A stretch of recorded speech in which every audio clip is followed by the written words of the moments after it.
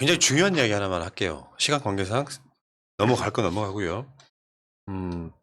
경찰이 수산업자로부터 금품을 받은 혐의 청탁금지법 위반을 받은 현직 부장판사 사무실을 압수색을 했어요.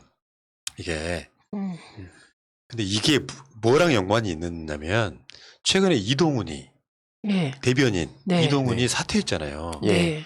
이 수산업자랑 이동훈이랑 친하되는 거예요. 오, 어떻게 일단이 하나 그런 나온 고급 거죠. 정보를.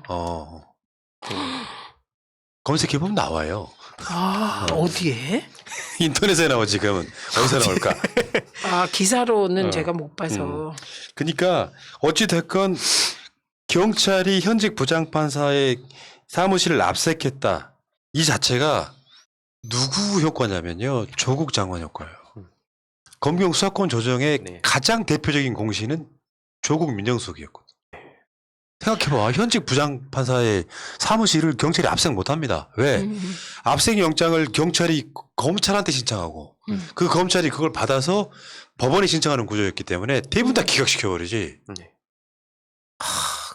근데 이게 얼마나 그동안의 검사들이 치외 법권을 누렸나 알 수 있어요. 그죠? 그리고 이문정 검사가 드디어 황금어장을 파게 되면 이런 소식을 우리가 아주 자주 접할 수 있겠죠. 네. 그러면 상호견제가 되는 거거든요. 네. 네. 네. 그러니까 권력기관들끼리 짬짬이 해버리면 예를 들면 감사원의 최재형이가 원전 문제가 있다고 그러면 그 문제를 갖다가 대선 나오고 싶어하는 윤석열이 아싸 내 출마 선언문에 넣어야지. 지금 돌아가 보면 그렇잖아. 백투더퓨처 그걸 그거 갖고 수사해가지고 원전 비리다 이렇게 이야기하는 거하고 똑같은 거죠. 근데 그것이 아니고 서로 견제하게 만들면 조심할 수밖에 없고요. 하나가 더 있잖아요. 공수처가. 이 삼각이 서로 간에 견제하면서 윤석열 지금 공수처의 기소 직전에 있는 피의자입니다. 그리고 그 공수처의 지금 행태가 불완전하고 못마땅하죠. 그리고 검사 수도 너무 적고. 그래서 검찰개혁 시즌2는 지금 하는 게 아니라 그런 현재의 불완전한 그 공수처가 일을 잘 못하는 구조잖아요. 그러고 나면 다음 정권 초기에는 당연히 공수처 개혁 얘기가 나오게 됩니다. 그래서 저는 검찰개혁 시즌2에 대해서 답답해 하시지 말고 지금은 대선에 총역량을 기울여야 될 때다. 정권 재창출에. 그러고 나면 다음 정부 초기를 생각해 보십시오. 민주당과 개혁에 동조하는 세력이 180석이에요. 그러면 그 초기에 검찰개혁 시즌2라고 하고자 했던 것 충분히 토론해서 얼마든지 해낼 수 있다. 그래서 공수처를 더 키워야 돼요. 그래야 검찰의 견제가 되죠. 검사들이 2천여 명인데 공수처가 20여 명이잖아요. 그걸로 곤란하죠. 200명은 돼야죠. 진짜. 자, 어쨌건 지금 제가 봤을 때는 역사는 진보하고 있거든요. 네. 네. 윤석열이 아무리 저렇게 해도 내가 봤을 땐 저건 역사의 진보가 아니라 역사의 퇴행이에요, 퇴행. 늘 역사를 보면 프랑스 대혁명 일어나고 나서 쭉 프랑스가 자유인권 박애로 간 거 아니에요? 자유평등 박애로. 반동의 시기를 거쳐요. 네, 그런데 저는 그냥 그 반동의 시기가 우리에게는 이렇게 막 언론에 의해서만 뜨고 우리는 그래도 무르르듯이는 갈 것이다. 나선형이 아니라. 그럼요. 그러니까 1보 진전 2보 후퇴가 아니라 3보 진전 2보 후퇴라도 결국에 큰 틀에서 보면 네. 앞으로 나아가고 있는 거거든요. 거기에 윤석열은 역사의 반동인 거죠. 그러니까 그 윤석열 자체가 스스로를 긍정적인 이미지로 만들어내고 싶어 하지만 윤석열이 대한민국의 구기득권, 다른 말로 말하면 적폐 세력을 수사하던 자가 적폐 세력에 합류해가지고 그 세력의 힘으로 역사를 진보시키고 있는 세력에 지금 반동으로 서 있는 거거든요. 발목 잡는 거예요. 네. 결국에는 이거는 성공하지 못해요. 왜냐하면 민주시민이라는 이름을 가져와가지고 자유민주주의 이야기하고 있긴 하지만 현실적으로 민주시민들이 보기엔 가장 반역사적인 인물 중에 하나라고 보거든요. 윤석열이 진짜로 그런 대통령이 되고 싶었다면 장모, 한동훈, 김건희 이런 자기 측근과 가족들을 가장 먼저 쳐내는 방식으로 갔다면 이 사람 대통령 될 수 있었어요. 아, 그런 혼인을 하기 힘들죠. 네. 만약에 제가 제일 궁금한 것은 윤석열 후보가 황교안 법무부 장관 시절에 징계받아요. 예. 그 징계 사유에 대해서 의견이 분분해.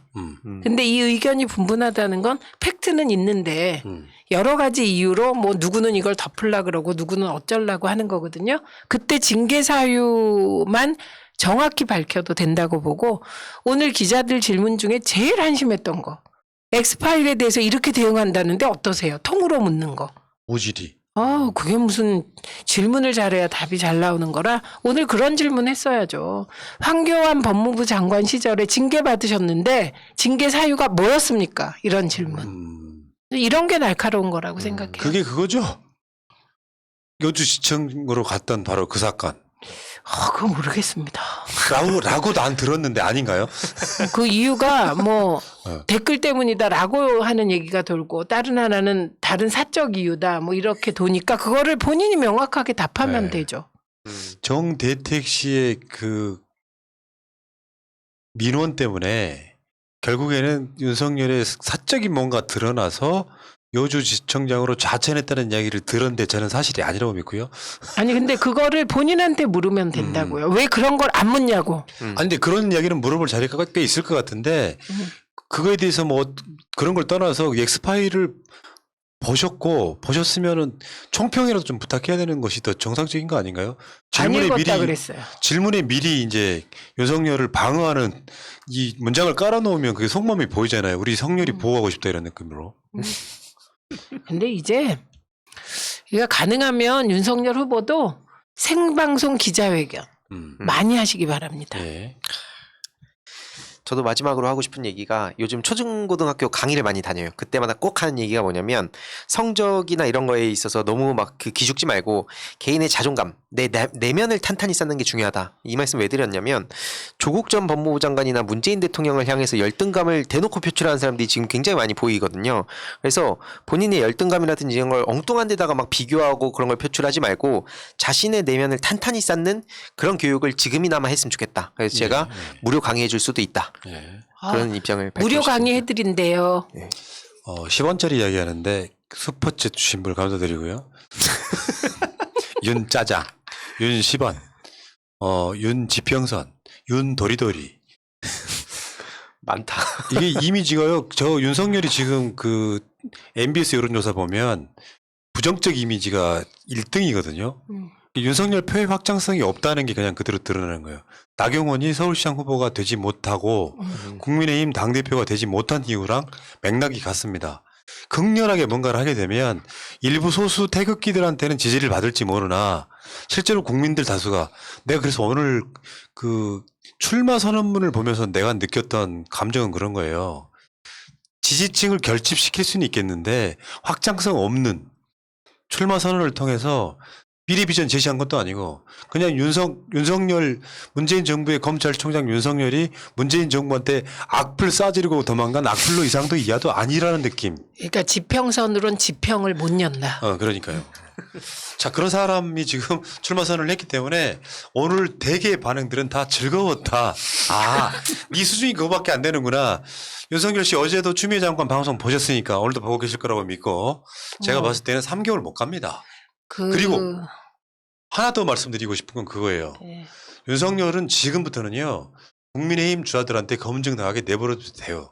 그렇죠. 민주당 내에서 민주당 주자들은 지금부터 치열한 정책 경쟁을 하십시오. 네. 전 그랬으면 좋겠어요. 네, 그리고 저는 마지막으로 김재윤 전 의원의 억울함을 저는 잘 압니다. 그런 재판을 받아봐서. 그래서 김재윤 전 의원의 명복을 빌고 그 동생이 형님 옥바라지 계속 했었거든요. 그 착한 동생 그리고 가족들을 위로합니다. 어떤 사람이 봐도 문재인 정부는 잘했거든요. 그 잘했다는 이야기를 모르시는 분들이 댓글을 답니다. 뭘 잘했냐고. 우리 방송 한 번도 안 봐서 이러는 거예요. 문재인 정부가 잘했다는 것을 보도 안 한 언론 때문에 그렇습니다. 대한민국 지금 전 세계에 손가락이 꼽히는 선진국 만들어 놨습니다. 왜 정권 교체를 당해야 됩니까? 잘한 게 뭐 있냐고 다시 한번 물으시는 분도 있다면 채널 방송 굉장히 많거든요. 다 한번 들어보시기 바라겠고요. 그냥 우리 코너만 열심히 보셔도 됩니다. 감사합니다. 아니 다 보면 좋고 그죠? 희두님? 그렇죠. 유익한 방송. 예. 단독 나왔네요. 사퇴한 윤석열 대변인 업자로부터 골프채 받은 정황 포착. 그러니까 빨리 탈출했구나. 알겠습니다. 성렬이 형 이제 시작이야. 그렇게 검증을 못하냐? 이제 시작이야. 이거 아무것도 아니야. 마지막으로 한마디만 할게요. 윤석열 씨, 당신은 지금 검찰총장이 아닙니다. 당신 때문에 검찰에 있던 수족들이 다 한직으로 가거나 검찰 사퇴하고 있어요. 제가 이어갈게요. 검사들한테 전화한다고 검찰총장 되는 거 아닙니다. 윤석열 씨 계시면 1번. 그 사이에 우리는 물러가겠습니다. 고맙습니다.